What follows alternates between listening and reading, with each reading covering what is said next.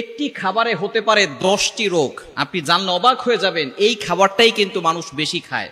অতিরিক্ত এই খাবারটা মানুষ পছন্দ করে এবং এটা খাওয়ার কারণে অধিকাংশ মানুষ রোগের মুখে চলে যাচ্ছে।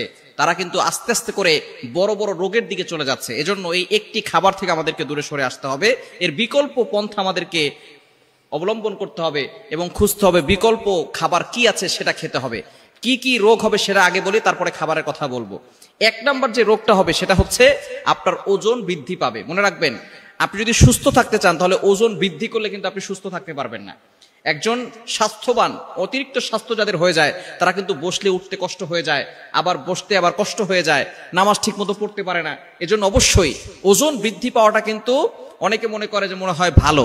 আপনি যখন স্ট্রং থাকবেন তখন কিন্তু আপনি নামাজ পড়তে পারবেন ভালো করে, ইবাদত করতে আপনি শক্তি পাবেন, বেশি কষ্ট হয়ে যাবে না। কিন্তু যারা একটু স্বাস্থ্যবান, মোটা প্রকৃতির মানুষ, তাদের কিন্তু অল্প একটু কাজ করলেই কষ্ট হয়ে যায়। এজন্য ওজনকে যদি কমাতে চান তাহলে এই খাবারটাকে বন্ধ করতে হবে। 2 নাম্বার হচ্ছে ডায়াবেটিসের ঝুঁকি বাড়ায়।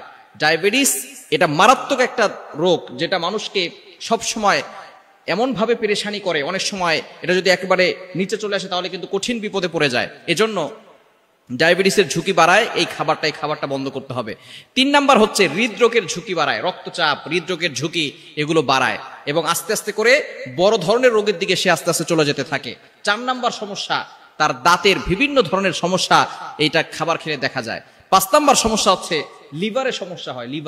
লিভার তার আস্তে আস্তে করে ভয়ঙ্কর রোগের দিকে চলে যেতে থাকে। 6 নাম্বার হচ্ছে ত্বকের বিভিন্ন সমস্যা হয়, অ্যালার্জি সমস্যা বলেন, এরপরে ত্বকে বিভিন্ন দাগ হতে পারে এবং ব্রণ হতে পারে। এই ধরনের সমস্যা তাকে বেশি ধরা দিতে পারে। এবং 7 নাম্বার সমস্যা হচ্ছে মানসিক স্বাস্থ্যের ক্ষতি হতে পারে। স্বাস্থ্যের যদি কারো ক্ষতি হয়ে যায় তাহলে কিন্তু সে অসুস্থ হয়ে পড়বে। আর আমরা সকলে চাই সুস্থ থাকার জন্য, এজন্য আমরা মানসিকভাবেও সুস্থ থাকার জন্য সবসময় ট্রাই করব। 8 নাম্বার হচ্ছে রোগ প্রতিরোধ ক্ষমতা হ্রাস করে ফেলে, রোগ প্রতিরোধ ক্ষমতা তার বেশি দিন থাকে না। 9 নাম্বার হচ্ছে রক্ত চলাচলে বাধা বাড়ায় এবং 10 নাম্বার হচ্ছে ক্যান্সারের ঝুঁকি বাড়ায়।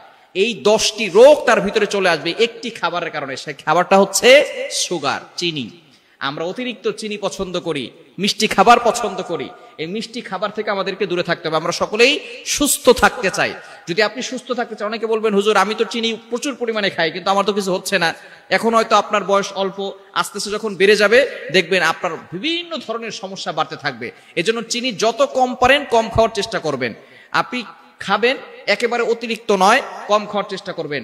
2 থেকে 3 চামচ, 1 চামচ দিনে 2 চামচ 3 চামচ, এর থেকে বেশি অতিরিক্ত যখন আপনি খাবেন আস্তে আস্তে কিন্তু এই ধরনের রোগ আপনার ভিতরে বাসা বাঁধা শুরু করবে। এবং ডক্টরের কাছে পরামর্শ করবেন, তারাও কিন্তু বলবে এই সুগারটাকে কম খেতে। কারণ যারা চিনিটা বেশি খায় তারাই কিন্তু আস্তে আস্তে করে বড় ধরনের সমস্যার ভিতরে পড়ে যায়। ডায়াবেটিস যারা আছে তারা কিন্তু চিনি খেতেই পারে না, ঠিক কিনা? এজন্য এই ধরনের রোগ থেকে আমাদেরকে দূরে সরে আসার জন্য, বাঁচার জন্য, সুস্থ থাকার জন্য চিনি থেকে দূরে সরে আসতে হবে। আপনি গুড় খেতে পারেন, অরিজিনাল যে আখের গুড় আছে। এখন বর্তমানে ভেজালে ভরে গেছে বাংলাদেশ, ভেজাল সব জায়গায় রয়েছে। আপনি গুড় কিনবেন, আখের গুড় কিনবেন, সেখানেও দেখবেন চিনি দিয়ে গুড় বানাইছে। এজন্য অরিজিনাল গুড় যদি পান সেটা খাওয়ার চেষ্টা করবেন চিনি থেকে। আর আমাদের যে চিনি, সাদা চিনি, এটার ভিতরে অনেক ধরনের মেডিসিন দিয়ে থাকে। চিনি কিন্তু মূলত অন্য কালার হয়, কিন্তু আমাদের দেখবেন সব সাদা। আমি যখন ইন্ডিয়ায় প্রোগ্রামে গিয়েছিলাম সেখানে দেখেছি অরিজিনাল চিনি। বাংলাদেশে অরিজিনাল চিনি দেখাটাই মুশকিল ব্যাপার হয়ে যায়। এই জন্য একেবারে অরিজিনাল চিনি সেটা খাওয়ার চেষ্টা করবেন, অল্প খাবেন, অতিরিক্ত খাবেন না। চিনি ছাড়া আপনি আপনার এই ধরনের যে খাবারের যে প্রোটিনগুলো আছে এগুলোর জন্য আপনি মিষ্টি জাতীয় যে ফল আছে সেগুলো খাওয়ার ট্রাই করবেন। বিশেষ করে মিষ্টি আম খাবেন, আমের ভিতরেও কিন্তু মিষ্টান্ন কিছু আছে। এই জন্য এই ফলগুলো খাওয়ার চেষ্টা করবেন, চিনি থেকে দূরে সরে আসবেন। চিনি খেলে আপনার এই 10 ধরনের ক্ষতি হতে পারে।